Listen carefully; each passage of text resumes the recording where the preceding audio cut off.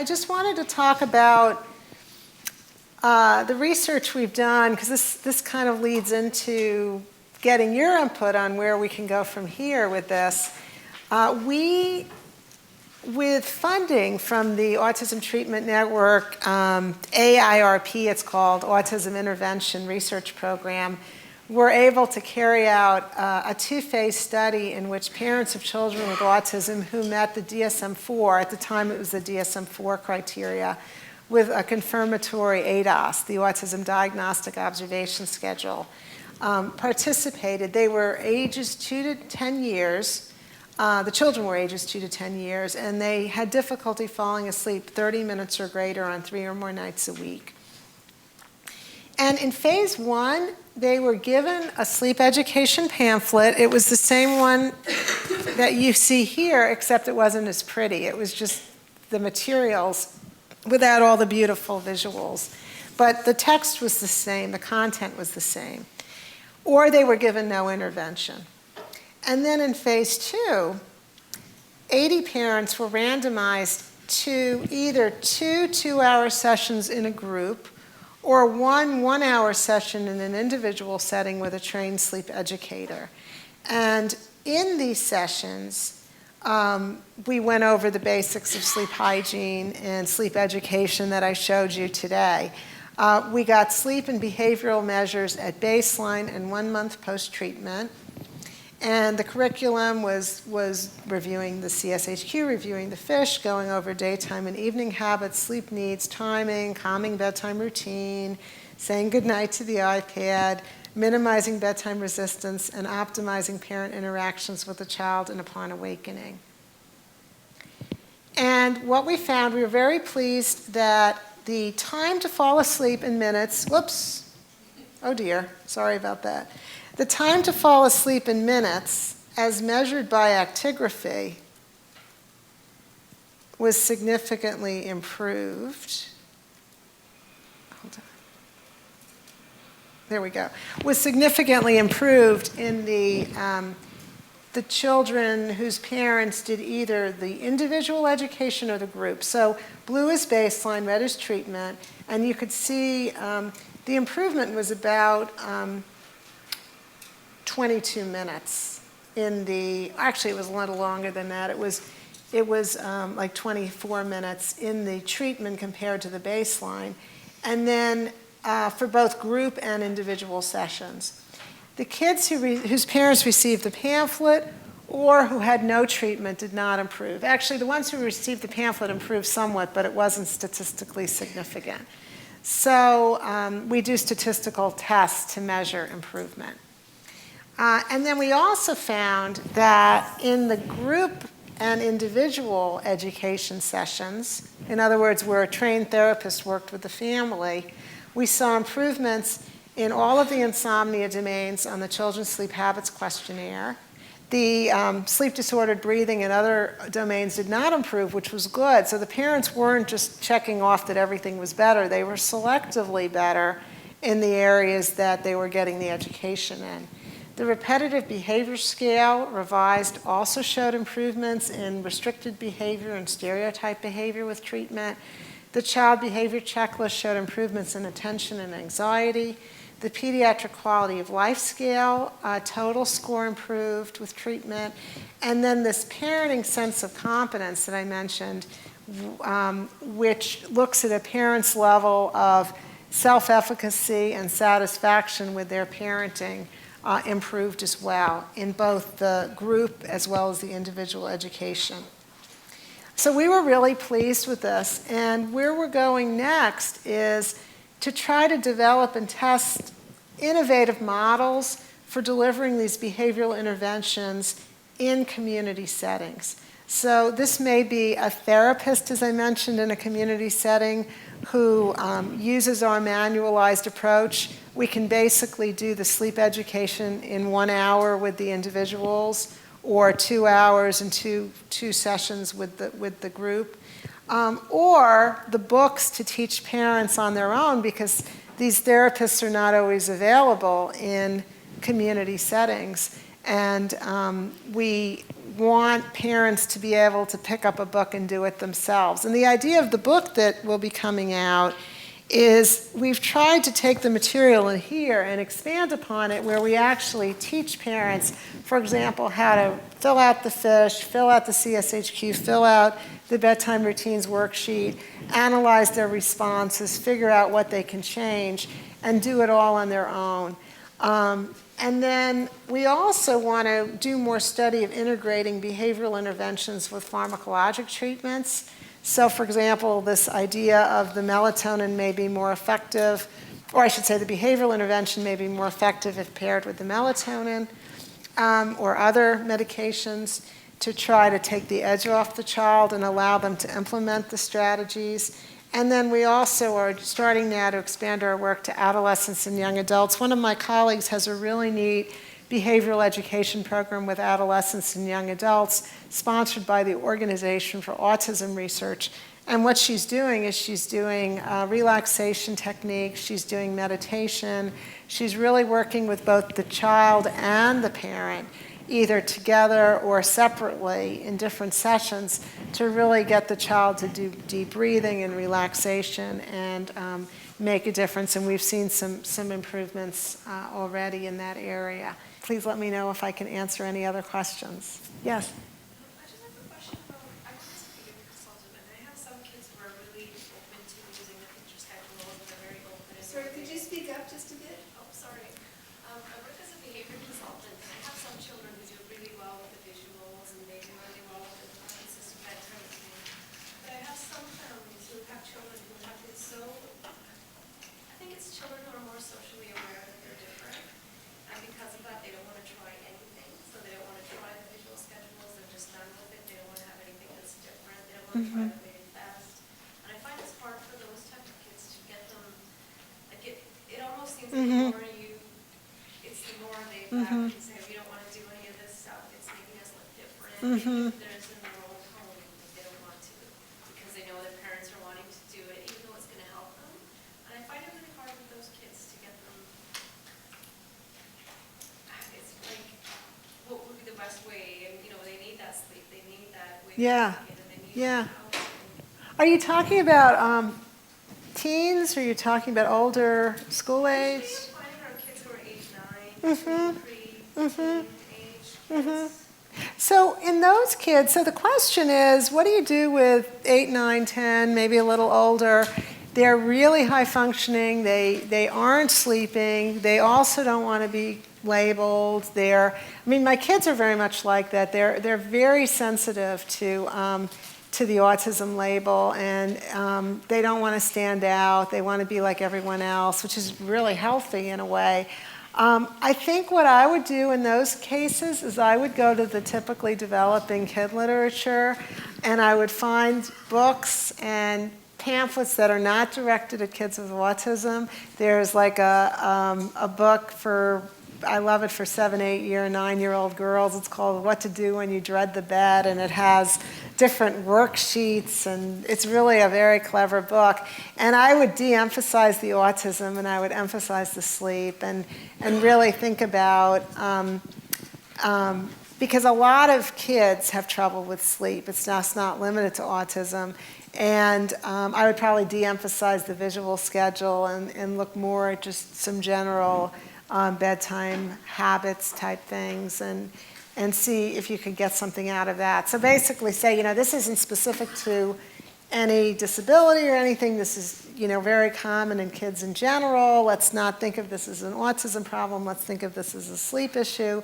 But this could give you, and then the other thing that I work with my kids on, not my kids, but kids I see in clinic who have sleep issues, particularly the teens, even if they're typically developing, is what are your goals? What's important to you? So for a 14-year-old boy, it might be being able to get up and be able to play sports in the morning, and being able to wake up to get and do their sports. Or for a girl, it might be getting straight A's or whatever. We really have to think through what motivates the kid, and it's not always easy. But I guess I would de-emphasize the autism, and I would find some goals for them that are worthwhile, and that they can buy into.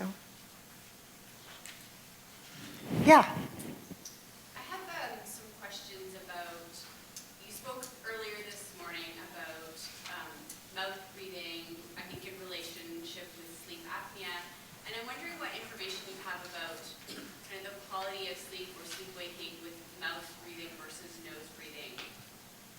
Okay, so the mouth breathing is oftentimes a sign of nasal congestion. So that's kind of the critical thing here, that a child who has either congestion from seasonal allergies or who has a structural problem with their nose increased, there's turbinates in there, there's different nose structures, that's probably all I need to say for the purposes of today, is going to be a mouth breather because they're going to have some level of nasal obstruction, nasal allergy, inflammation of the sinuses. So the idea would be that child could be more prone to have sleep disordered breathing. So it could be a symptom that you would look for. The treatment sometimes can be pretty benign. It could be antihistamines, or it could be Flonase, or it could be wearing a sinus, wearing a breathe right, or rinsing out the nose with sinus, cleaning out the sinuses like a sinus rinse. So all of that could be effective, but the first step is just to be aware of it and to realize, oh, this is someone who's breathing out of their mouth. Maybe there's a sinus problem going on here. So is there a relationship between increased night waking with someone who is chronically congested like that? That's a good question. I think there might be. I think anything that interrupts sleep could be a trigger. So the night wakings, so the night terrors, sleep terrors category, sleepwalking, is felt to be a genetic predisposition, and then adding to it is either an external stimulus or an internal stimulus that wakes you up. So that could be a full bladder, it could be noises in the house, it could be nasal congestion. So, and then the non-sleep terror, sleepwalking category, just the night wakings category, anything that wakes you up at night could put you back to sleep. So I'll give an example for us as adults. I'm really protective of my sleep. I really want to sleep well at night. So I oftentimes will do a sinus rinse before bed and make sure I've cleaned, I've rinsed out my sinuses because I tend to get congestion. I'll wear a breathe right. I'll have a white noise machine going. I'll do all of these things because I'm one of those people, if I wake up, I'm done. I think about work, I think about all the things I have to do. So for me, it's really important that I minimize night waking in whatever way I can, because I tend to be a light sleeper. So I would say it couldn't really hurt to try try those different things. And those are simple things a pediatrician can do. Anything else? Yeah. Oh, that's okay. We'll have time for both. My son had sleep apnea when he was very young, 4 months till about 2.5 years old, and he slept with CPAP for that whole time. And at that point, we did sleep studies every several months to see how he was doing. In 2.5 years, he came off the CPAP, and he did really well, passed all his sleep studies for about 4 years. Then he's 6 now, and the last sleep study he had was about 3 months ago, and he failed it, not as badly as he failed it as a younger child, but they wanted to wear the mask again, but now he's 6, he won't wear the mask. It's impossible to keep it on him. But in between all those 4 years that he didn't have sleep apnea, he still had sleep difficulties. So now I'm at the point where I'm trying to figure out, what do I do next? What do I do first? Because sometimes he falls asleep in the bath 6:30 at night, sleeps until 2-3 in the morning, and then he's up until 6, falls back asleep, and I can't wake him up for school. So that happens about, say, 70% of the time. And the other 30% of the time, he won't fall asleep until midnight, and he'll sleep most of the night and be up really early. So I think there's several things going on here, but I don't know which one. Yeah, so dissecting it out, and yeah, exactly. So one question I would have is, do you think he's having trouble with the CPAP because he's not sleeping, or is it the mask is uncomfortable, or just having to wear? Okay. Okay.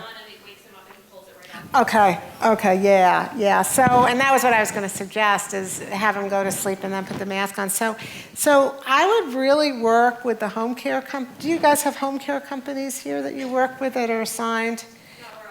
Okay, you work just with your pediatrician's office or your sleep specialist's office? Is that? Yes, my pediatrician's in a different, I live in northern British Columbia, so my pediatrician's in another town, and usually we come to Children's Hospital in Vancouver. Okay. And they prescribe your CPAP here? Yes. Okay. So that's actually even better. I would go back to the clinic and say, look, I'm having trouble having him wear this. Is there anyone who could work with us who can kind of desensitize him? So the key is to make sure you've got the most comfortable mask that you possibly can, because some of them aren't even masks anymore. Some of them are just things that go in the nose, like nasal pillows. So really getting the most comfortable thing. I was just at the sleep meeting, and they have the padding for the mask. It feels nice and soft and smooth, and it's very sensory pleasing. There's all different things that they can do now. CPAP has been around since 1980, 81. So every year there are more and more advances. So I think finding something that he can actually tolerate, that he could wear while he watches TV to get used to. I would start with the mask, because my concern is that until his sleep is regulated and he's actually not waking himself up from the apnea and he's getting solid sleep, it's going to be really hard to make headway with any of the other issues, with the insomnia and all. So I would really push the clinic and say, I really need some help. I know he needs to use this. What do you suggest? There are alternatives to CPAP for treating apnea, but none of them are that great at this point. There's orthodontic alternatives. There's more surgery alternatives. Going back to the ENT and seeing if there's anything else, you could do that and do the CPAP desensitization. But I would really emphasize, assuming his sleep apnea is significant, which I assume it is, otherwise they wouldn't be pushing the CPAP, I would say you really do need to get a handle on that first. Do you, and just sort of as a follow-up Yeah. question, do you know if sleep positioning can cause sleep apnea? Because he sleeps he sleeps folded in half. Okay. With his nose touching his knees kind of thing. I don't know why.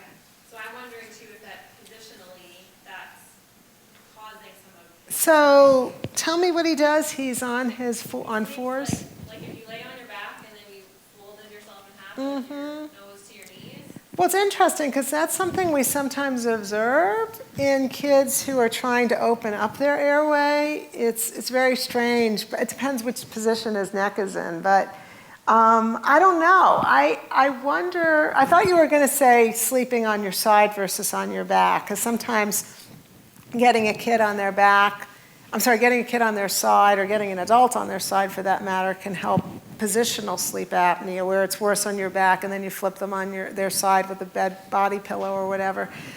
I don't know. He goes right back. So there are ways to keep him. One thing you could do is go back. I would say go back to the sleep clinic that diagnosed. Look at the sleep study, see if it's related to a certain position. If it's only when he's on his back, there's body pillows, and there's also simple things like just putting a tennis ball in a sock and sewing it to a nightshirt. So he's not going to be on his back because then he has a tennis ball between him and the mattress. So rolling onto his side, that would promote that. And then his sleep apnea might not be as bad on his side as on his back, because when we're on our back, the tongue falls back, everything relaxes, the airway tends to collapse. So that's one thought. Another is the additional surgery. Another is the orthodontic. You said he's had his tonsils out? Oh, he hasn't. But they went to CPAP first anyway? When he was 4 months old. Oh. He had medical complications. Okay, so I might say this is the time to take his tonsils out and see what that would do. Waiting to Yeah. get in. Okay. Good. Well, I wanted to say this has been fabulous. The questions have been fabulous, the input. I wanted to thank all of you who asked questions, and particularly the 3 brave souls who came up to the stage and agreed to be videotaped. And I also want to thank our organizers for today. You guys did a wonderful job taking care of me. Thank you. So let's give a hand to them.